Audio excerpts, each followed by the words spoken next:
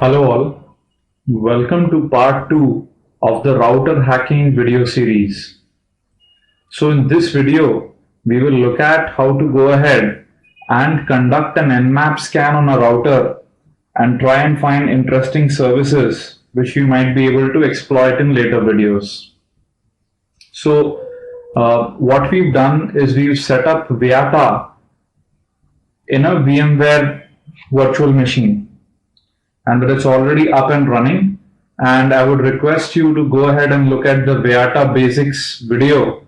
There's a link on this page. If you're not familiar with how to go ahead, boot the Viata router and configure it for an IP address.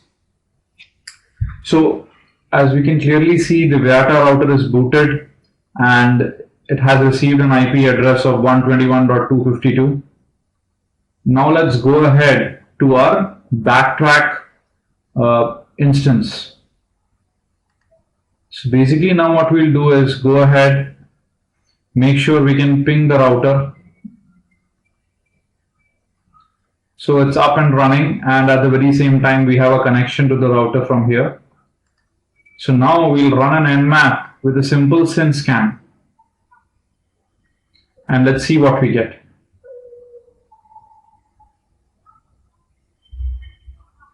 Okay, so it's done, and we can see that there are a couple of interesting services here: SSH, Telnet, HTTP, BGP, HTTPS, and there's one interesting service which says SNet sensor management or something like that. The interesting one is BGP, which of course, on a router there has to be a BGP server which is running, especially if it's an edge router on the autonomous system. So this is interesting.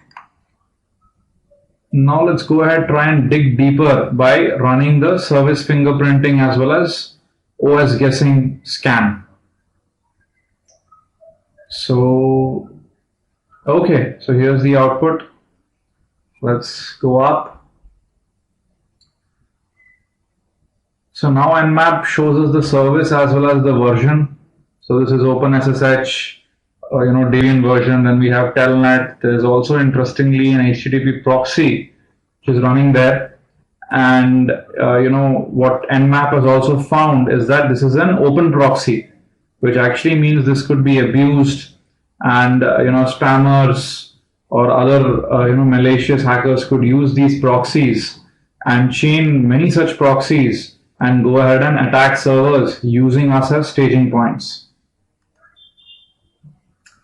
Okay, another interesting service. Also, there's a web server running on light HTTPD. That's an interesting piece of information. And also on port 10,000, we find a Squid proxy server. Nice. So there's also an unknown service fingerprint. This is actually port 23, which is Telnet. So I guess for whatever reason, Nmap wasn't able to decipher that the service running on port 23 was Telnet, which we'll see just in a couple of minutes. So this is a fingerprint it is generated, which we could submit to insecure.org and let them know that this is nothing but Viata's Telnet login. The service info says the OS is Linux, but there weren't any exact matches. Anyway, so there's a lot of information here which we got through an Nmap scan. So now let's try and connect to port 23 and see what is there. Okay, so before we do that, the thing which I want to point out here is a router is also nothing but a network device which has a network stack, and thus is going to respond to all the probes which we use, by using a network scanner such as Nmap. So basically, using this information, we are able to fingerprint and find out the various services which are running on the router. Okay, so let's continue and now connect to port 23 and see what's there. So it says welcome to Viata and Viata login. So at this point, we can try a very simple attack, and that is, let's say if this is a router which has just been put up, or let's say the administrator of the router isn't very knowledgeable, then he might have gone and left a couple of default accounts and default username passwords still enabled on it. So we could just try something simple as admin and then the password as password. That didn't work.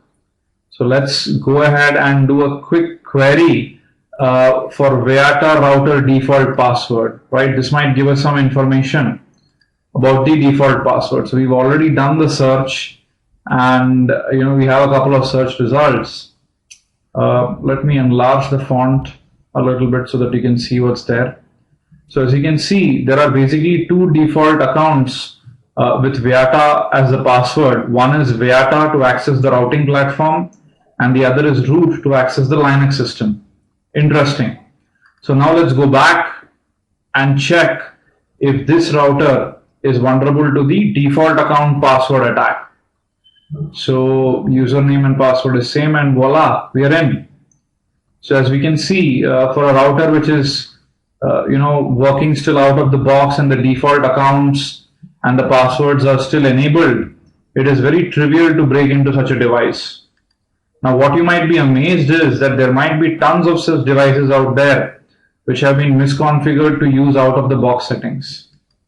Once we are into the router box, we can run the show configuration command to get more information about the various interfaces and then the kind of services running, and even probably get a dump of the root password and other things. Okay, so that's all for this video. The takeaway is that a router is a network device which can also be scanned by Nmap and other network scanning utilities, and it is also going to have many of the familiar services such as Telnet, SSH, HTTP, etc. enabled, and these might be vulnerable to various attacks. And also at times the administrator might not have turned off the default accounts or also might not have changed the default passwords. And in this video we found such a router and went ahead and exploited it. Okay, so that's all in this video. In the next video we'll try and look at how to brute force a router password using Hydra. Thank you.